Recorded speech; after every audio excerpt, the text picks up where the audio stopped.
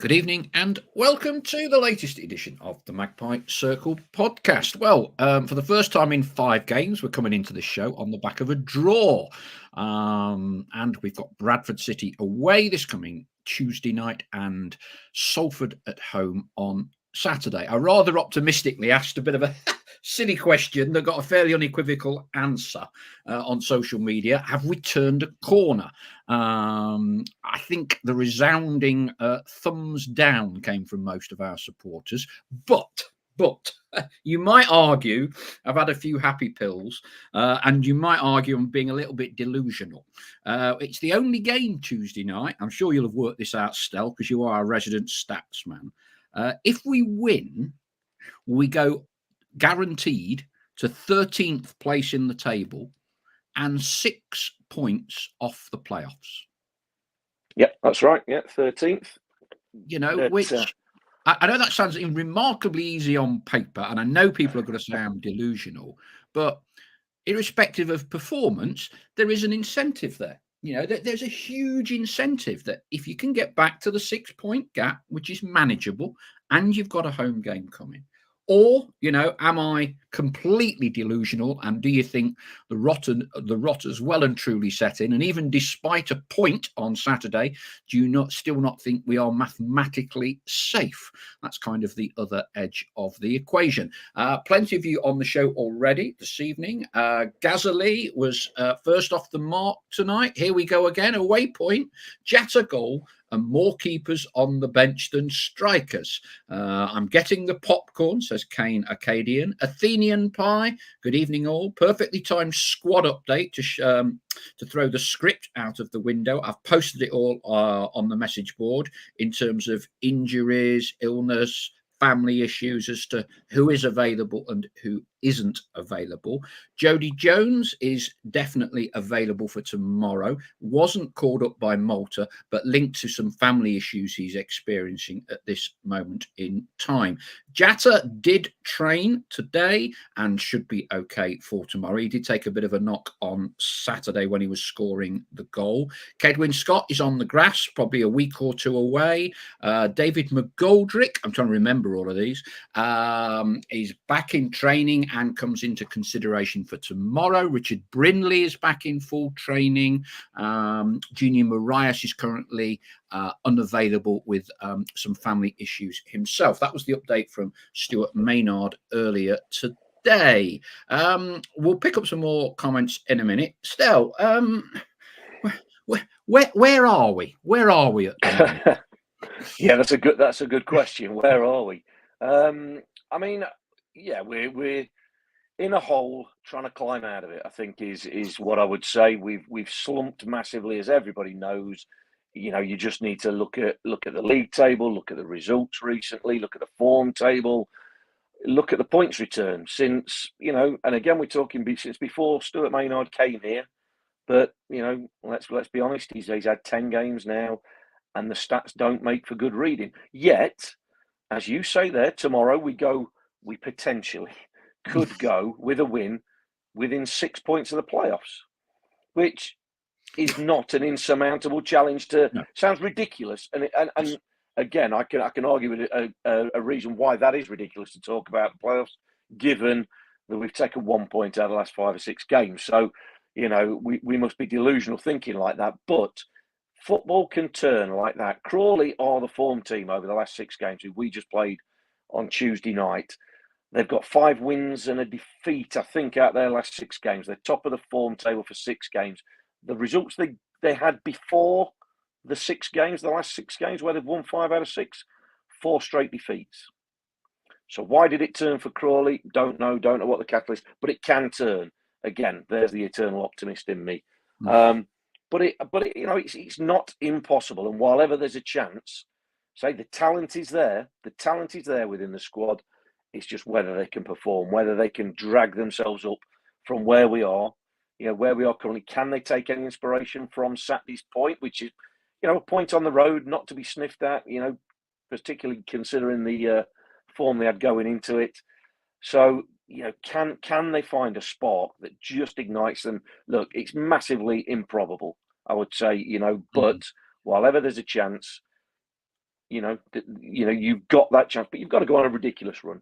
But all they can focus on is tomorrow night. But just focus on that one win, that one result against Bradford. Now, after what happened to Bradford on Saturday, and by all accounts, the fans are turning on them, could be a good time to play them, even though the pitch is going to be horrific. We know that, but could be a decent time to play Bradford, given the circumstances of what's been happening up there.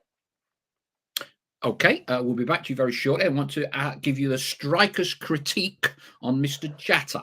Let's get plenty of comments coming in from everyone. Let's get past it. So, evening all from Ian Hayward, Dave Woolley, Ian Cooksey, Sam Draper. Hi all, I went to Accrington on Saturday and also going to Bradford. Do I need my head testing?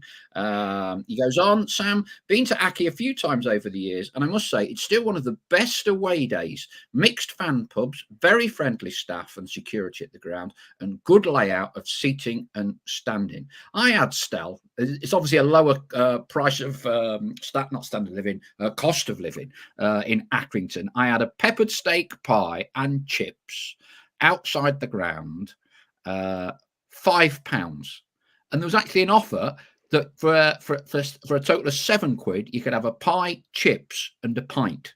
Which, when you think what you pay up and down the country, that is just unbelievable, really. Exactly, great value that, yeah, great value. But so it's just a shame they don't get more, isn't it? Yeah, I'm sure their chairman says it's a shame they don't get more, but yeah, fantastic value. And they'd improved the ground. I mean, I don't know whether you know, they'd made massive improvements. Accrington, traditionally, from my career, when I played and the couple of visits I had there, I always say the worst facilities. Don't mean anything disrespectful by it, but the changing room was something you'd see on a Sunday morning. They were tiny, small, cold, 3 or 4 showers in the shower area. So they were the worst facilities, the worst sort of facilities for a professional game or ground that I ever went to. But when I say going back there for the first time since, obviously, we got back into the league, and they've improved it quite a bit, haven't they? That main stand, and we had half a dozen people or more Notts fans who had some hospitality and were raving about the function room, or the room that was there for them, and the dressing rooms and change room area had obviously been built onto as well. So they have developed the ground, and it's obviously better than it was. Yeah, no, I think it's. Yeah, I mean, look, it's small, but then why would you need a 20,000 stadium if you're Accrington? I sat on the more or less the halfway line, first half, nice little seats and view. Chloe was hot-footing it over from Burnley, where she was working till 5 to 3. So she got to the ground about 20 past, half past. So I had her ticket. So I had to go outside to the gate to give her the ticket to get her in. And then, so we stood up. I quite like standing on a barrier, do you know what I mean, behind the goal. It's quite, old school. So, but no, I thought it was all right. Now, some news from the Montenegrin branch of the Notts County Supporters Club. Dimitri has been in touch. My dear friends, I got a UK visa today. I'm coming on April the 6th. I'm there for the match against Harrogate. Hold on until then. I'm bringing positive energy from Montenegro. Hey. Stephen Newton, evening all. Dimitri goes on, maybe too late for the playoffs, but maybe not. But definitely in time for new friendships. See you all on April the 6th. I trust you'll be bringing a very large bottle of Jack Daniels with you, Dimitri. Becky says, also thought Aki was a great away day. Lovely stewards. Crew could learn some of these things. Adam Kent says, evening all. Jatta and Macca are looking good up front. Nice to have some hike. Evening from Kenneth Pointer and from Jurgen Halligan, and also from James Moore. Robert Minister thought we were better at Accrington, and I liked how Jatta played. It reminded me of a little bit of Kyle Wootton, a big target man, then laid off to others in front of goal. Royston, he's not feeling the love. Season is over. Chuck a few of the young ones in. Evening all from Paul Huskerson, Chris Gosling, Dimitri. That's great news. I know you'll be given a warm welcome down the lane. Are you coming over with anyone else? Hope the boys put on a performance worthy of your presence. I'll have a word with Les Brad, and he can give you a little royal tour. Dimitri, James Moore, who's happy with a point at Accrington and Accrington Stanley. Who are they? Evening all from PJ Defiance. The Wrexham branch are here. James Moore says, Paul is dressed as a jockey tonight. Well, who can get the shirt? Okay, who gets the shirt? Whose shirt, match-worn shirt was this? When was it? See how quick you all are. Let's have a look. Mr. J, looking at the teams who are down there and who they have to play, I would say we are already safe. John Catliff, let's keep the faith. It's not all doom and gloom. We have to accept the fact that the team we have in parts isn't good enough. 50% are, 50% aren't. Evening from Derek Gill. Martin Shipley, points make prizes. That should be a catchphrase for a TV show, shouldn't it? If we win tomorrow and keep on winning, anything is possible. In capitals, if. Really impressed with Jatta, says James Moore. His energy is a breath of fresh air. Dave Woolley, I think we're safe now, but don't think we'll win tomorrow or many more this season. Bob H, another penalty. How many is that we've conceded this season? We must be top of the penalty giveaway league. Chris Gosling, remember Sean Derry's Great Escape season when a run started from nowhere? Never give up hope. Jurgen points out that Crawley are playing Stockport tonight. That may affect things. You are quite right, Jurgen. James Moore. Stuart Maynard's win ratio is now 10%. He makes Harry Kewell and Jamie Fullerton look like, excuse me, Jose Mourinho. I'm usually up for giving people a fair chance, but not this time. Ian Cooksey counters, this is not all Maynard's fault, nowhere near. Magpie says it's becoming a bit like a recording. Sorry about that. Chris G, sounds like by Easter we might have a bench with some meaningful subs on it. Evening all from Rich Hawksworth. He actually said it twice. Stephen Newton, they were selling pot noodles for £2, I think, at Accrington. Yes, we know they do milk in Accrington, says Shane Walker. Jurgen Halligan, is Baldwin suspended? I saw this on Sunderland side. Something to do with Sunderland's Jamie Mateta will no longer receive a 2-game suspension if he picks up another yellow after reaching the 37 match. No, well, I should have mentioned this. Certainly the head coach earlier today is under the impression that Baldwin is suspended for tomorrow against Bradford. Right, loads more. We'll get to them in a minute. Stel, right, strikers critique. Notts County's, I think it's something like 8th all-time greatest goal scorer.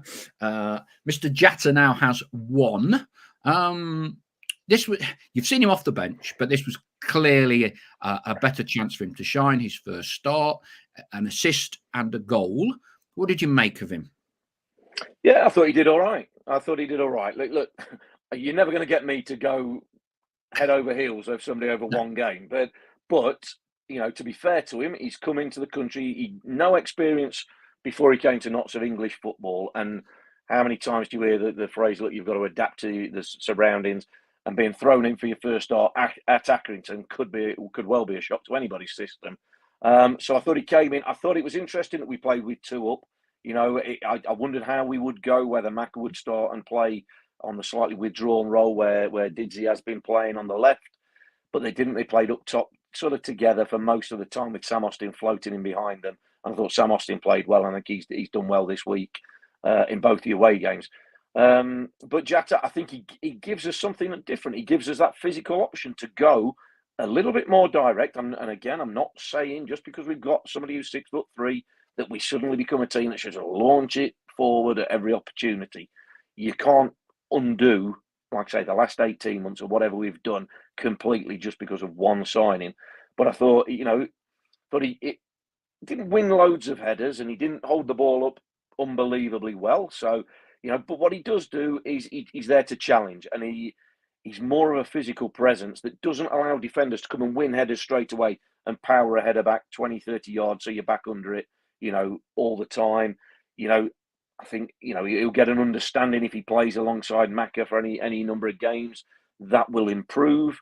But, you know, you can't do better than, you know, he'll feel confident the fact, you know, a little setup, okay, did well, just rolled it into Jim O'Brien's path early on, That'll settle his nerves, and then getting his goal just before half time, that'll hopefully settle him in. The hardest goal to get as a striker is your first goal at a new club. So he's got that. He's done that in his first start. He should feel great. A goal and an assist in your first game. I know he came off. He was feeling the effects of a knock. He'd been clattered a little bit, and he's going to be, isn't he? Let's be honest. If you're 6'3" centre forward, you're going to get clattered in League Two. So hopefully it's nothing too bad. I think Stuart Maynard said he's going to be fit for tomorrow.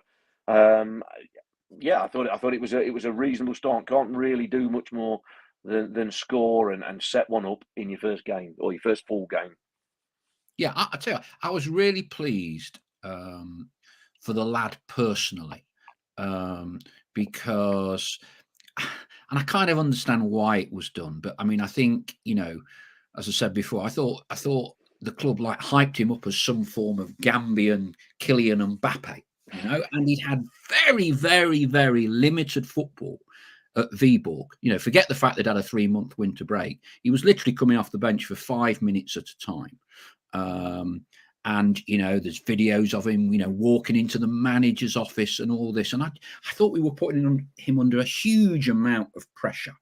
And strikers, this now. Strikers live off goals, don't they? And he could have played brilliantly and not scored. And after 8 games, we'd be giving him a bit, for a fact he'd be getting sticks. So I'm really pleased he's got a goal. Hopefully that can give him a bit of confidence. Like you, I think he's got a lot to learn, an awful lot to learn, I think. But look, he's got his goal, and hopefully that buys him a bit of time and gives him a bit of confidence. I'm really, I'm more pleased for the lad than I am almost for Notts as a whole, because I think he's got, at least he's hit the ground running in the sense his first start, first goal and an assist. And no matter how well you play as a striker, Stel, I mean, I assume you would always settle for scoring 1 goal if you didn't have a brilliant game than playing brilliant and not scoring for 6 weeks. Absolutely, yeah, absolutely. It is. There's no two ways about it. Strikers are judged by goals. You can have a great game, but as you say, if you don't score for 5 or 6 games, then people are sort of questioning what will you place in the team almost. So, look, you want a bit of both, don't you? You want to add value for the team. You want to do your bit for the team, and you also want to score goals. That's the sort of utopia for any striker. I think it'd be nice if him and Macca could link up. I think Macca. I said on the radio, I think he's 6 games without a goal from open play for Macca. Just the one penalty that he got against Sutton in that game. So I think he could maybe do with it sounds daft, doesn't it? 24 goals for the season, but he could do with a goal. He could do with, I just think sharing the burden of that front role, which I know Macca, he's such a willing runner, Macca, such a willing worker. But a lot of times when we don't create chances for him or loads of chances for him, he doesn't see much of the ball. He doesn't get many. We don't play into. It's not like the old school centre forward. Back in my day, all that sort of thing, playing with your back to goal, holding off centre-halves, holding the ball up to bring your teammates in. Because we play differently. We play around the periphery. We try and make that extra man count in different areas of the pitch. And the centre-forward goes and plays between the width of the penalty area, if you like, and mainly between the 6-yard box. So there are games, I think, where Macca gets a bit frustrated because he doesn't see loads of the ball. So I think it'd be good for him to have somebody to share the workload that like I said, I've been advocating for a bit, and I'm sure loads of people have, that not all the time, not completely rip up what we do, but I think it's important that Notts have got that ability to go a little bit more direct into 1 or 2 strikers, and then they've got to hold it up, and then they have got to allow the team to get up the pitch and play in the opposition half. I think football hasn't changed in that. I know it's possession based, and you see goalkeepers and Aidan Baldwin getting his booking from faffing about taking a goal kick in the 6-yard box, but that's the way the game is. But you also see Liverpool, Man U at the weekend. You see balls going from back to front, keepers going long, going direct. And I think if you've got an extra body, albeit a 6'3" lad who can be strong and hold the ball up or win headers, or at the very least stop it coming straight back to you, I think your players are more inclined to get up behind them, and then you get all 10 of your outfield players higher up the pitch, and therefore, conversely, the opposition further back towards their own goal. They're doing more defending. Evening all from Adi Clark, one of our regulars. I like Stell's optimism, but just cannot see it. Squad is too thin and looking tired. Not playing with any confidence to see a win anytime soon. Ian Cooksey on the shirt. 2018 Cup game at Brentford. Fitzsimons. Is it a spotter's badge? Hang on. There you go. Spot on. Yeah. Spot on. It seems a long time ago. Look where Brentford are now and where we are. Played them in the FA Cup, Stell. Were you at that one? Yep. Beat them. I was, yeah. John Stead. Yeah, beat them and look where they are now. Yeah. But that is the beauty of the football pyramid, to be fair. That is the beauty of it. I mean, I came up on the train from Grantham and there were hundreds of Brentford fans on the train because they were playing at Burnley next door, literally 10 minutes apart on the train. Rich Hawksworth, Forest Green Rovers and Colchester's run-ins are horrific.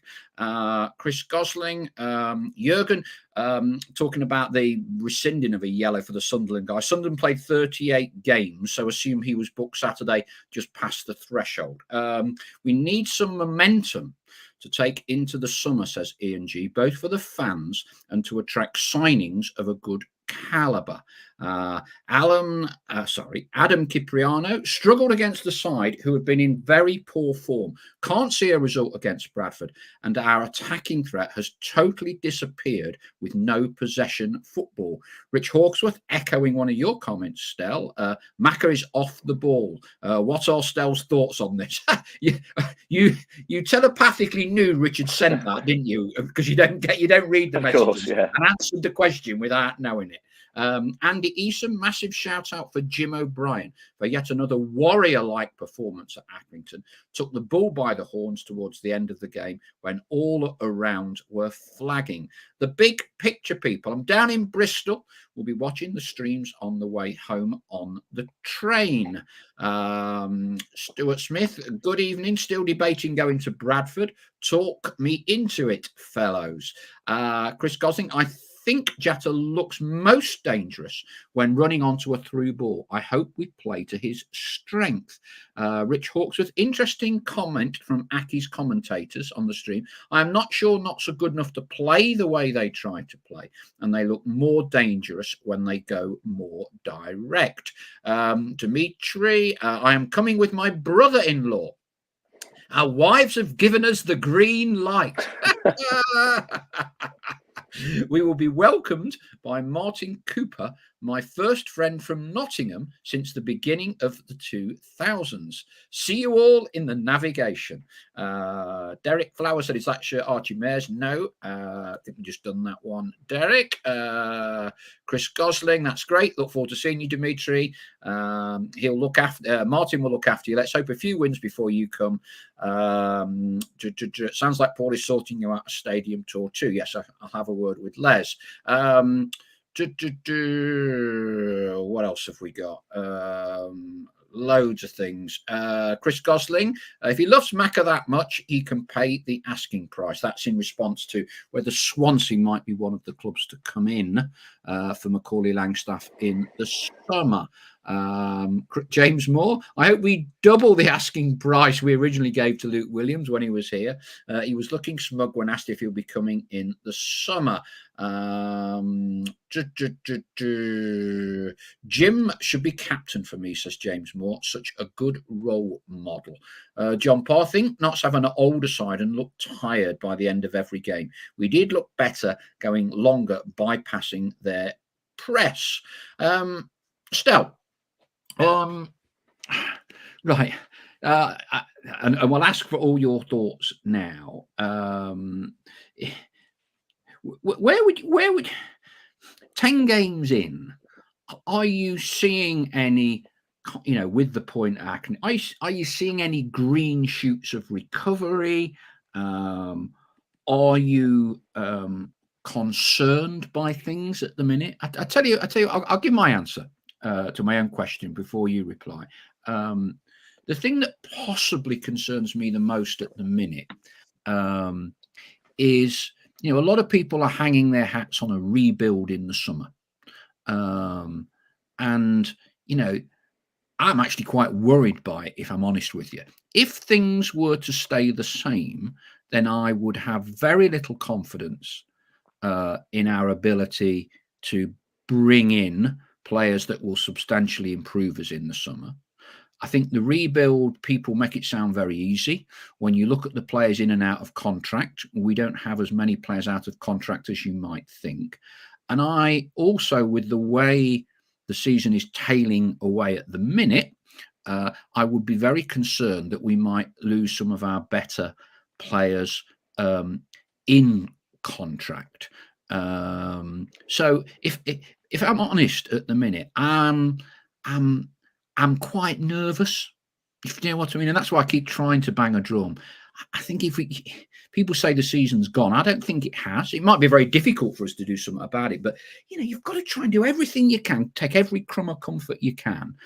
Playoffs are still mathematically attainable, and if you do win tomorrow, it's not the end of the world with a home game coming up. But when I asked the question, did we turn a corner against Accrington? I've got to say, every single person almost laughed at me. Oh, we've turned a cul-de-sac, no chance with this guy, and so on and so on. And here's an interesting one.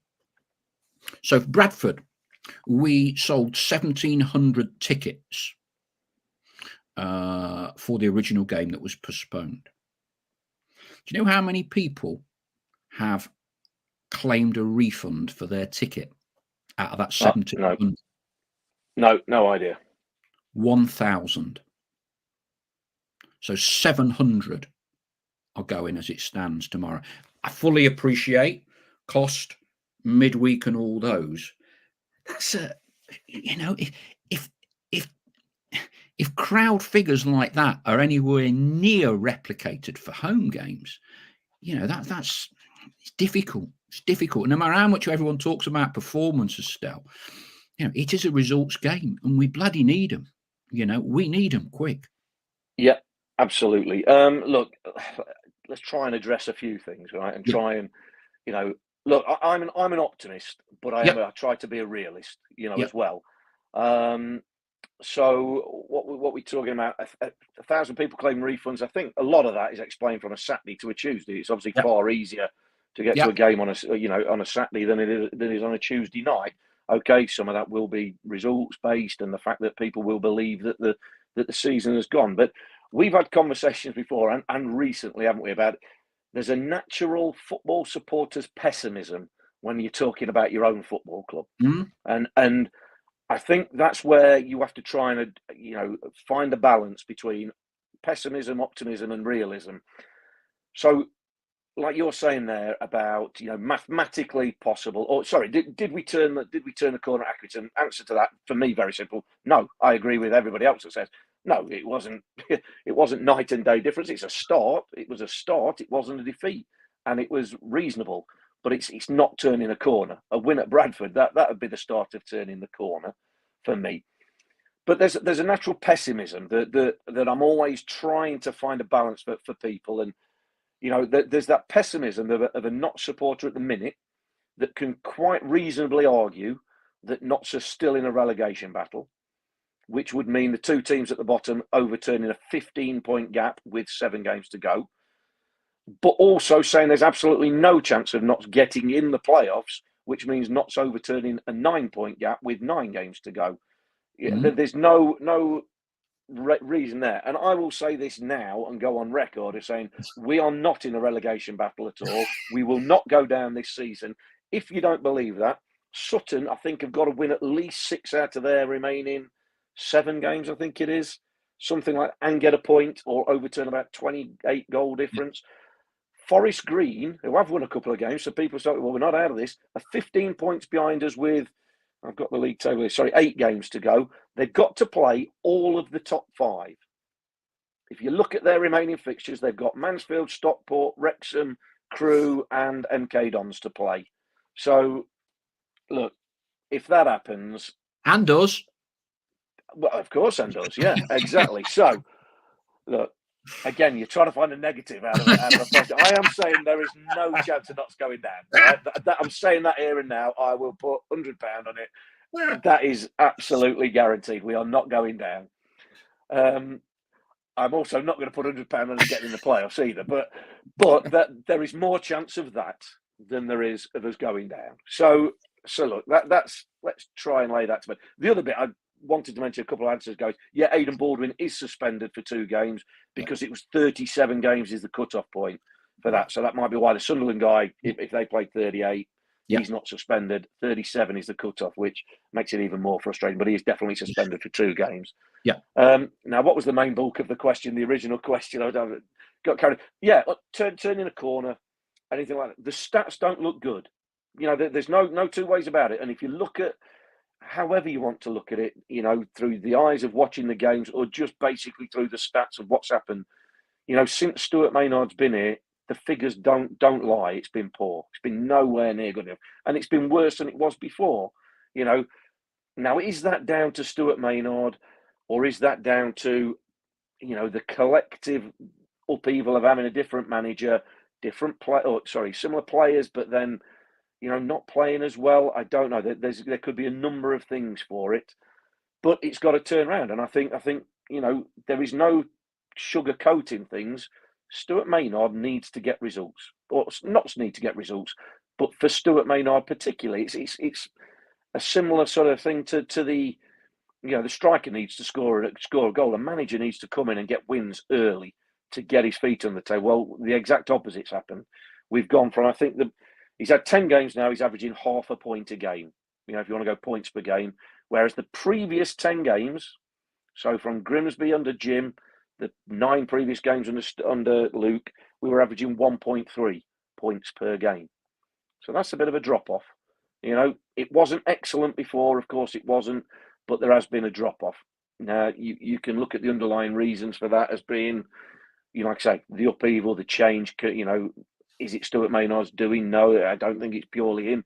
Is it players needing to get an understanding of what he wants? Possibly, you know, but again, it's form. Macca not scored goals from open play in the last 6 games. Why is that? Are we not creating as much? Are these tweaks that we heard about to try and stop us conceding, you know, are they now stopping us scoring goals? Well, we scored 2 at the weekend. Again, we conceded the obligatory 2. And if you look at stats and goals conceded, it's pretty much been 2 a game all the way through the season. So that hasn't changed. But we are scoring slightly less now. So it hasn't been anything like it's been a nightmare start for him. Let's make no bones about it. It has been a nightmare start for him. But, you know, while ever he's Notts manager, and he is Notts manager, and you know, I'm not saying he should be sacked. He should always be under pressure, just like players. You're always under pressure to perform, and you're always under pressure to get results. There's always got to be that sort of. It comes with the territory. It comes with being professional. It comes with, you know, the turf, if you like, and a big club like Notts, certainly a big club in League Two, then there is massive pressure. And when he came in to where we were to where we are now, doesn't look good. And you can't pull out any data or any stats that go, yeah, things have improved, because they haven't. So that's a worry. That is a worry. But that's to be a worry for Stuart Maynard, let alone all the rest of us. You know, and the players' individual stats will probably be down in various parameters and different things. So it's a worry for them coming to an end of a season when you're talking about a rebuild. Again, recruitment becomes a massive thing. Players have got to play for their futures, irrespective of contracts. We know contracts don't mean a great deal in football.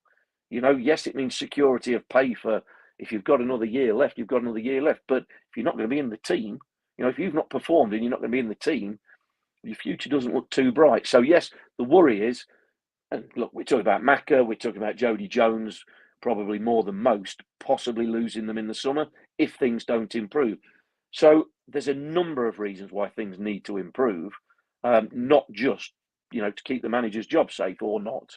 You know, I think between now and the end of the season, but every game is quite like an audition. You know, here you go. What are you doing? Are you adding value? Are you adding value as a player, as a manager, as a coach? You know, are you the right fit? Can you show us improvements? You know, that's on and off the pitch. You know, that is, again, the coaching side of things and the playing side of things. You know, where is improvement? Because if you want to be, and I'm talking about anybody, if you want to be part of Notts County for next season, then you've got to show value in this season to show why you should be here. It's very much the same for players and coaches. Again, that's not me saying that, the coach, give him one more game or give him 3 more games or give him.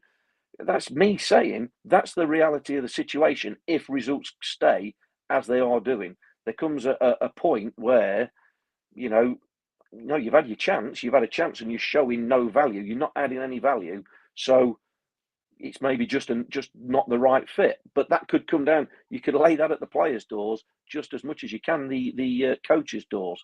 So we need to turn a corner. That's what we do need to do. Hopefully, Saturday was, a spark of something, a point away from home. But tomorrow night, with nobody else playing, there's a chance to just climb a few places, close that gap, and all of a sudden you go, well, I tell you what, let's just look up, because we ain't going to worry about, but I'm telling you now, we ain't going to worry about looking down. But let's just look up and go, look, this could be the most improbable, most unlikely, most unbelievable, thin chance of making the playoffs. But I tell you what, it's still possible. And hopefully that might convince somebody to go Bradford.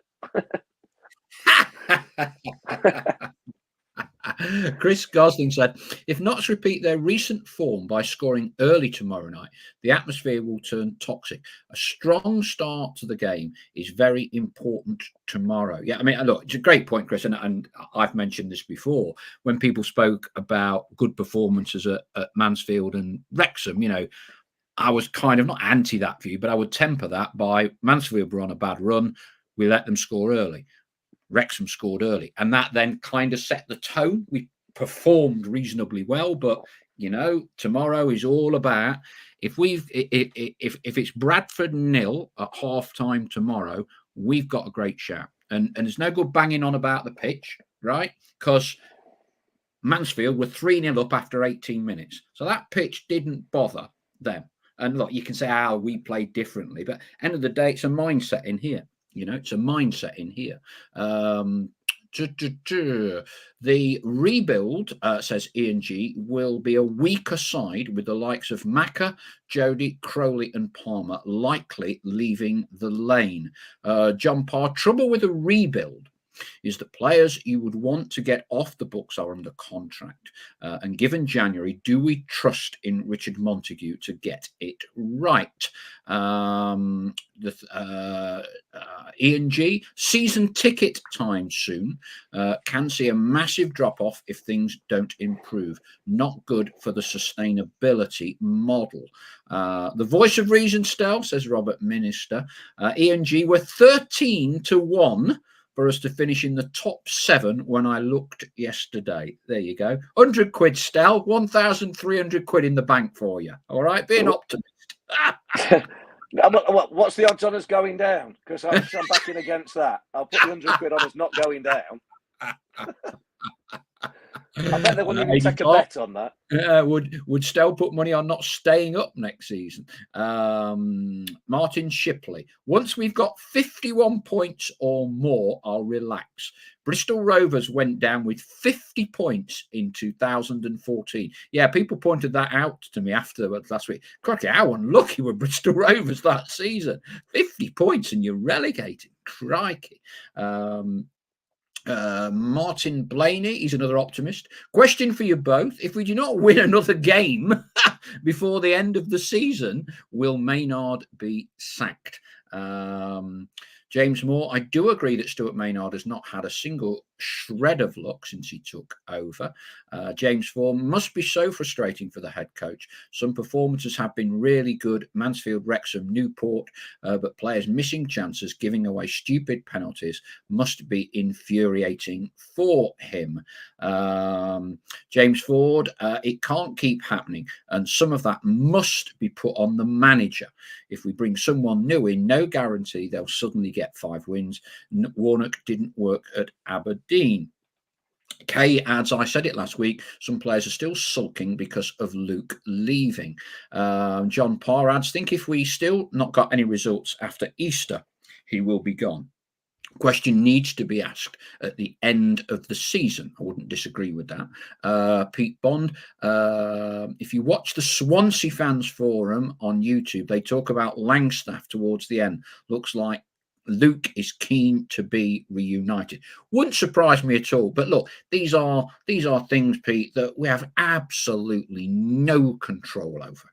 So try not to lose any sleep over it. Don't forget, Macca's dad does listen in on our show quite regularly. I think it was the Small Farmer's World or the Small Farmer's Life, I seem to remember. So there you go. Chris Gosling, they say luck evens itself out over the course of the season. So plenty of penalties for us in the coming weeks. Given goals that didn't cross the line and did see punching one into the net, which stands. Lippy Jane says, I'm unsure if the players are sulking, Kay. We've been sold a dream and the dream bubble has been burst. Ian Cooksey, I'd rather Macca go anywhere but Swansea, although with their previous form, they've probably tapped him up. Gasoline, no issue. I'm in Macca going with Luke Williams. We poached him with Keds from Gateshead.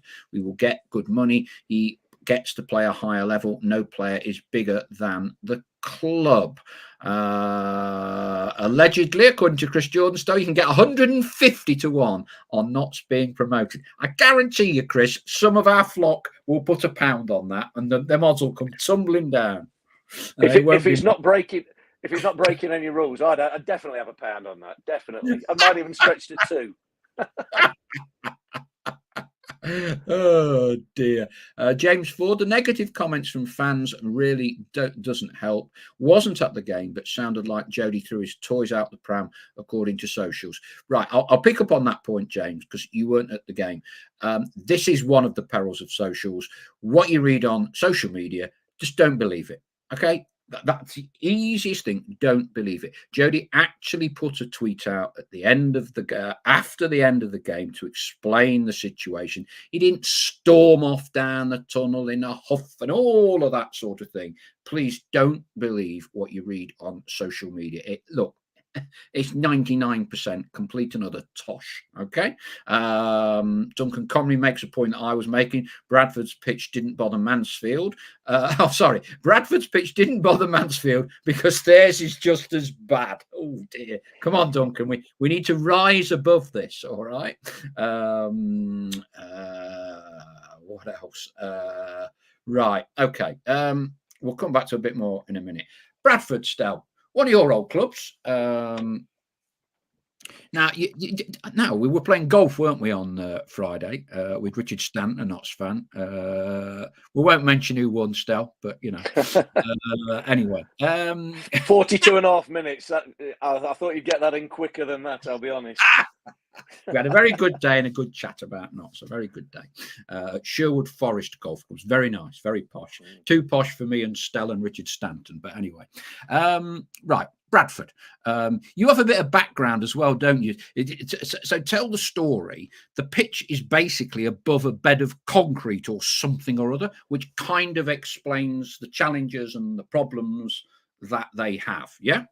Yeah, and we only found this out when we went up there the other week for the game that was postponed, and we were speaking to the locals and the groundsman, and he was telling us that story, that basically years ago, he didn't say when, and again, I go back to my time there, the pitch was always horrific, but nowadays, that back then it was sort of the norm. You had bad pitches sort of come the winter months and the end of the season, but nowadays it's not, even in League Two. Pitches are like bowling greens. Accrington's pitch on Saturday, I was amazed at how good their pitch was on Saturday. But yeah, he was telling us that years ago, that apparently there was a big concrete base, whatever it was there, and they literally just put the pitch on top of it. I don't know how far down the concrete is, but he says basically it gives it nowhere for the water to go. So when they have any build up, it just absolutely sits there on the pitch, nowhere for it to go. If they wanted to basically dig it all up, get rid of it, put in the proper drainage, put in the proper, whatever you sort of call it, preparation, sub bases and what have you. He says it's over £1 million worth of renovations, which obviously, given where any football club is, but given where Bradford are, I can imagine the owners are loath to put £1 million plus in just to sort out the pitch. So, that is a quandary for them or whoever, is going. But it sounds like the pitch is not going to get any better anytime soon. Might help explain why I always looked like there was a bobble in front of me when I played on it. But yeah, it's not going to be Wembley, that's for sure. So again, you have to adapt. You have to adapt. As people have rightly said, Mansfield had no problem adapting on Saturday. So we've got to be the same tomorrow night. So again, it comes back to a thing I always say about decision making as a player. You have a look at the pitch and you go, yeah, we want to play out from the back. We want to do that.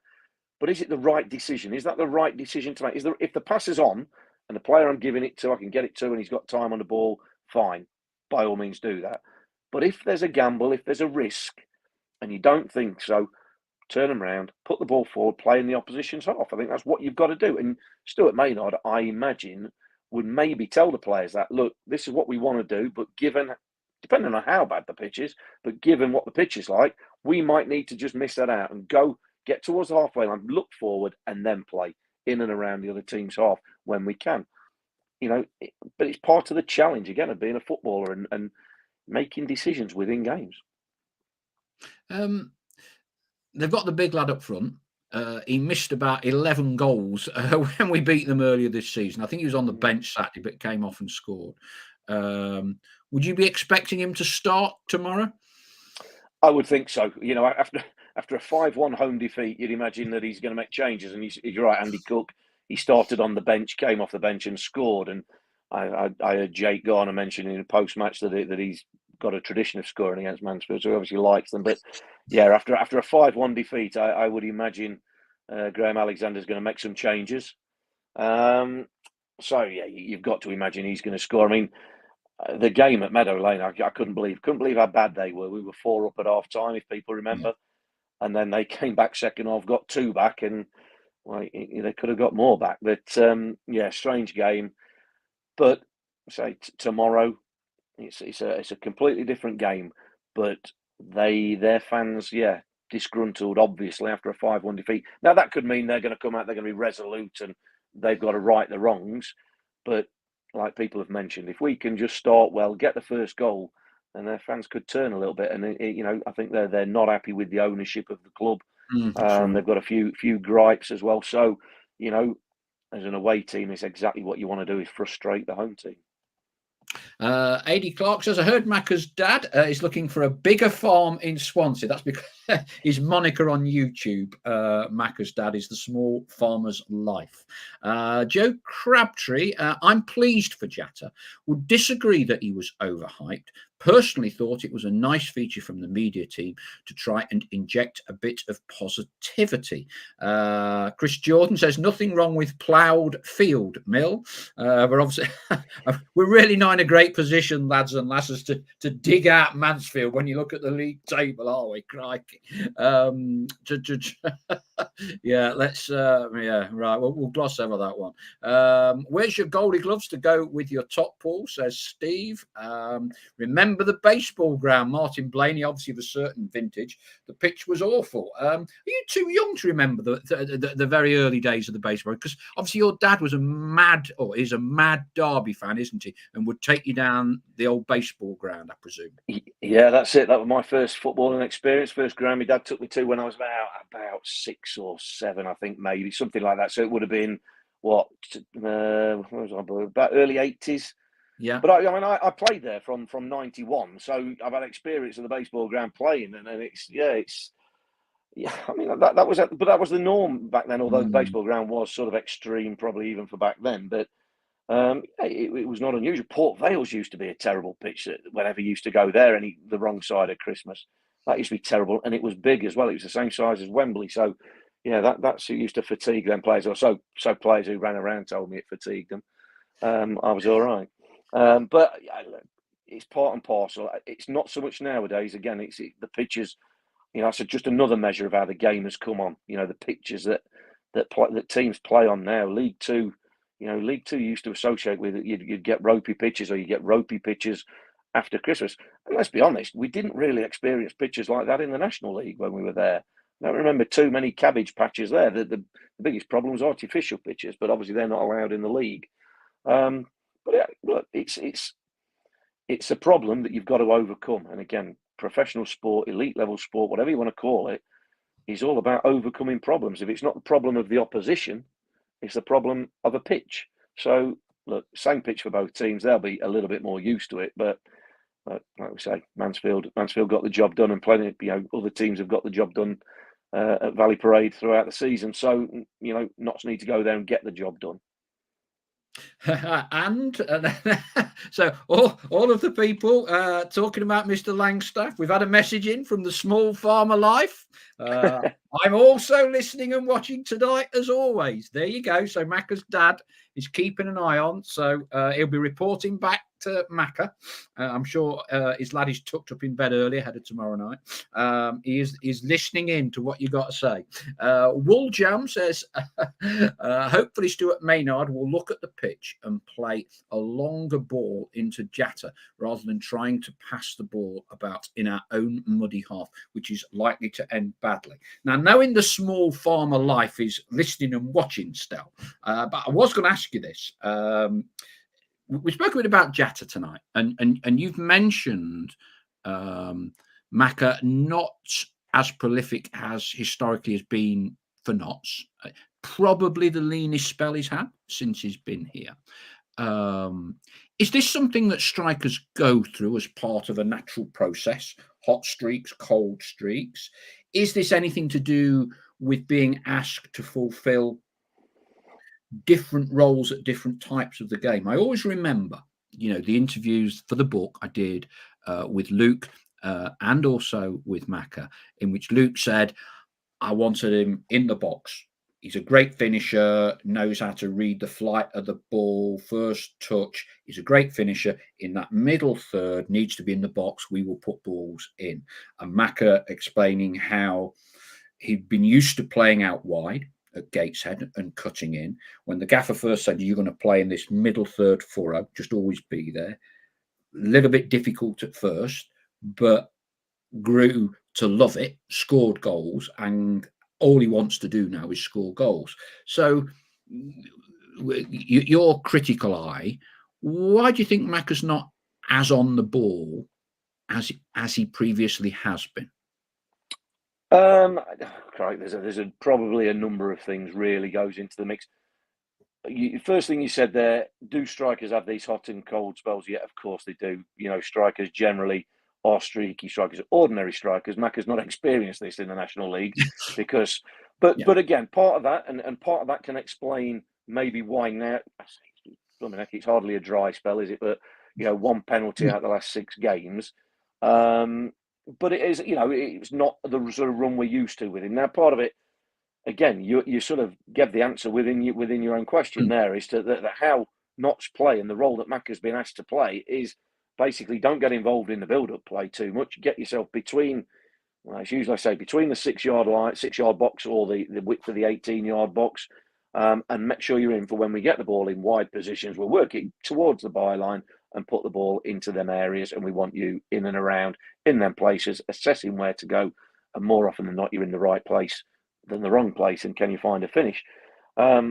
I think part of that is that the team isn't playing as well. Are we going forward? We're not creating the same volume of chances as we were earlier on in the season. All around the pitch, I think you could say each individual player is maybe a small percentage off their best. Macca included. I would say, is he closing down as much? Is he quite? And a lot of that, it could be down to volume of games as well. Let's not forget, he's played virtually every single minute of every single game. So there might be a bit of tiredness in there as well. A bit of, when you're winning games, you don't feel the tiredness. When the results aren't going so well, suddenly tiredness hits your body, and people go, well, be stronger than that. But it is difficult. It is difficult. And so I think there might be a little bit of that. But all over the pitch, it's not. Macca will be the first one to say, for all the volume of goals that he's scored, he's got big thanks and big credit to a lot of his teammates for getting him in positions. He's just got to be in a position, which is a skill, an innate skill in itself, which he's obviously got. He's a great finisher. There's no, that is no accident, but he needs chances creating for him. And we're probably not creating quite as many for him as we were doing. Are we pressing as high as a team, high up the pitch, or as the word Luke Williams used to use was ferocious in the press? I don't think we're doing that. I don't think we're doing that. But again, that might be a Stuart Maynard thing, that we don't want to do that. That's not how he wants us to go about it, because it's all right pressing high. It's the modern catchphrase, in it, high press. Can we beat the press? All that. It's fine having a press, but if they do beat the press, you are playing 1 against 1, 2 against 2, 3 against 3 in defensive areas. I mean, if anybody saw the Liverpool Man U game yesterday, there was a lot of, pressers got beat, and the game just became end to end, a bit like a basketball match at times. So look, there's no one way fits all, and without knowing exactly what Stuart Maynard's gone in and asked them to do slightly differently, it's very difficult to just give you an answer. But I think the simplest answer is saying generally around the team. And I think Sam Slocum alluded to this in a pre-match good interview we did a few days ago, where he says players are just probably whatever percentage you 1%, 2%, 5%, whatever percentage you want, they're just slightly below. Slightly below the levels that they can get to. Not playing at the best, things aren't quite happening, it's all not happening. You can carry that if it's just 1 or 2, but if it's virtually the whole team, that's a massive chunk. 2% down in every position obviously leaves you 20% down in the outfield position. So it adds up, and it's amazing the fine line, and I try to reiterate this to people, the fine line between things going well and things looking like a bit of a dog's dinner, which I'm not suggesting they are, but fans will say that it's not the great big chasm that people think it is. That, now they're not trying. Now they're not running around. And all the conspiracy theories will come out. There'll be bust-ups on the training ground, in the dressing room. You don't like him. The manager's lost. All this sort of stuff will come about. But the reality is, and believe it or believe it not, it is smaller margins. That in large parts, the whole team. Jody, who's probably been the best player consistently over the last 3 months. I think you would have to say certainly didn't have much of a game. Didn't get involved in it. Didn't get the beating of his man. Didn't get much of the ball. It just wasn't his game. That happens all the time. I've had millions of them games, where you don't have an impact on the game. So that's not that's not an overt criticism. That's just fact. Sometimes we've been spoilt in the last 18 months, but remember, talk about levels. Remember the level that we were playing at when we looked amazing under Luke Williams. It's non-league. It's non-league football, and it's great, and it provided a great moment for us, and we went to Wembley and we got promoted back into the league, thank God. But it's still non-league football, and we were too good. We were better than that standard. The players were better than that standard, and they were winning. They had momentum. They had confidence, and look where that took us. And we started this season with that momentum and the confidence, and they got into a rhythm. Then you come away from it. The Wrexham game, Matty Palmer's injury again, not laying it all at that. That doesn't cause it. But that's a catalyst that maybe just puts in people's minds, oh, crap, we haven't got Matty Palmer for the rest of the season. Oh. And then all of a sudden, you find out that, 1 or 2 might be just underperforming.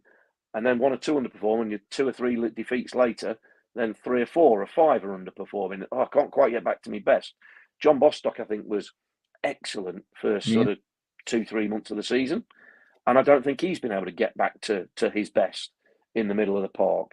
And he's, with Matty Palmer out, there's almost more focus on him to try and pull the strings and dictate the tempo and keep us ticking, which he tries to do. But I'm just saying he's not been at his absolute best, I don't think, in my opinion. And I think you could go around the team in all positions, allied to some horrific defensive mistakes and individual errors, and that gives a large reason to why we are where we are in the spiral of results that we are in. And that's,